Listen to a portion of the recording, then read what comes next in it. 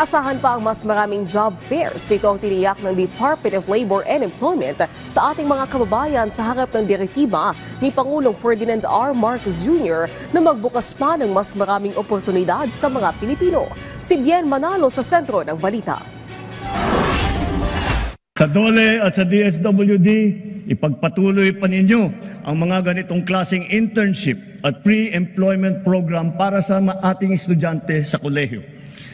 Malaking tulong ito sa kanila habang sila ay nag-aaral. Malaking tulong ito sa bansa.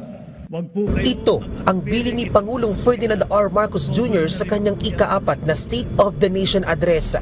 Dahil dyan, patuloy ang pagsisikap ng Department of Labor and Employment na pag-ibayuhin pa ang kanilang mga programa na magbibigay ng mas maraming oportunidad sa mga Pilipino, gaya ng malawakang job fair.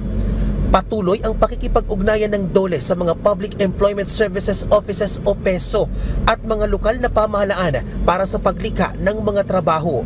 Sa tulong ng teknolohiya, palalakasin pa ng DOLE ang Employment Human Resources Development at pagbibigay ng kasanayan sa mga manggagawa. Kasama rito ang retooling, upskilling at retraining. Maging ang career counseling at support development program para sa mga kabataan.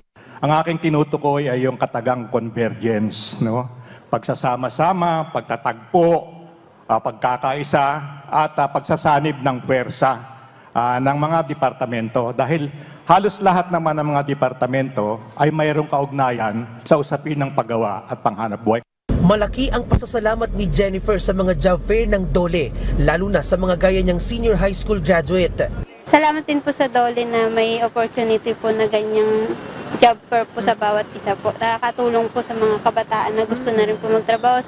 Pagtutuunan pa ng pansin ng Labor Department ang pangangalaga sa karapatan at kapakanan ng mga manggagawang Pilipino. Katunayan, pinagtibay pa ng DOLE ang Implementing Rules and Regulations ng Republic Act 11058 o ang Strengthening Compliance with Occupational Safety and Health.